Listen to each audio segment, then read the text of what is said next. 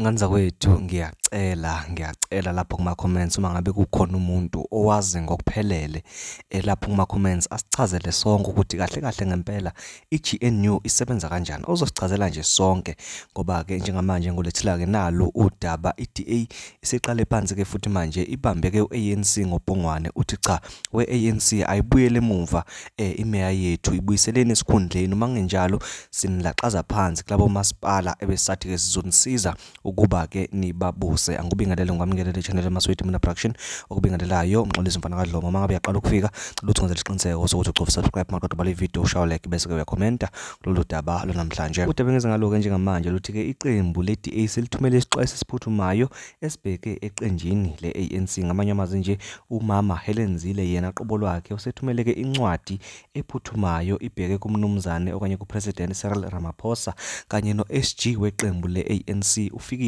Mbalula. Incwadi-ke eyisixwayiso sokuba akubuyiselwe imeya yasendaweni yaseTshwane le oyibonayo esandleni sakho-ke sesinxele. Ngengikwazi ukubiza igama layo ngoba-ke liyayithanda ukuba-ke indida. Iqembu-ke le-DA lithi-ke akubuyiselwe-ke le nsizwe bekade-ke kungumeya wakuleya ndawo ayibuyiselwe ekuthenini-ke ibe umeya futhi kuyo leya ndawo. Ithi-ke i-DA uma ngabe engabuyiselwa nje we-ANC sinishiya phansi angeke sisanilekelela ukuba-ke nibuse ama-metros amathathu noma omasipala abathathu laba-ke besikade sivumelene ngabo uma le meya yethu ingabuyiselwa esikhundleni. Ngikukhumbuze nje ukuthi-ke ngolesihlanu lolu-ke siphuma kulona kuleli sonto elidlule le meya iphucwa-ke ama-blue lights noma-ke le meya yehliswa nje esikhundleni sayo sokuthi-ke ibe umeya emva kokuthi iqembu le-Action SA lifike lilalele izikhalo zabantu bakuloya masipala waseTshwane bezwa abantu ukuthi cha abebalele iminyama bakhala ngokuthi-ke bona abanakwa okwabo kuza kamumva kanti ne-service futhi-ke ayilethi le meya lokhu yafakwa ngonyaka odlule ngoMarch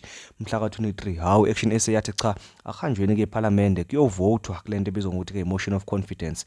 Hawu kwathi-ke makufikwa-ke laphana-ke amaqembu afana-ke no-EFF nomkhonto wesizwe no-Action SA bathi nje chu hawu i-ANC nayo yafika yathi nje sithi chu ANC nansi-ke manje-ke sijikela-ke u-DA eParliament. Hawu nangempela-ke yabe-ke isishawa-ke livoti-ke le meya eParliament njengoba kuzobona-ke kule video zelandela ukuthi-ke yagcina ithola amavoti amangaki, abavota nayo baba bangaki, abavota against yona baba bangaki. Namhlanje-ke isiyabuya-ke i-DA okanye uHelen Zille sethumela incwadi-ke kufikile Mbalula nakumnumzane Cyril Ramaphosa ethi akubuyiswe le meya esikhundleni sayo. Uma kungenjalo i-DA izoba laxaza phansi laphana-ke komasipala abathathu abebekade-ke bevumelane ngokuthi-ke bazozama ukuthi baphakamise i-ANC ukuze ikwazi-ke ukuthi-ke ibuse labo masipala ngokubambisana nayo-ke i-DA.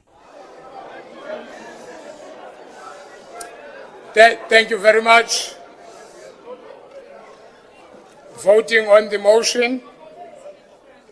Those who are for the motion, 120. Sorry, okay, let me finish. Those who are against the motion, 87.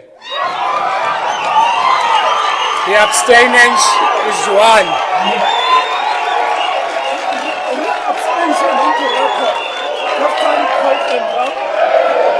Count them down and read abstention into the record so that it becomes part of the record.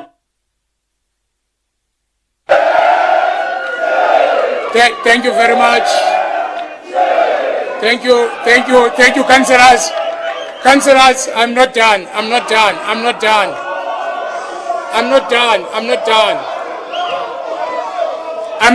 Councillors, please.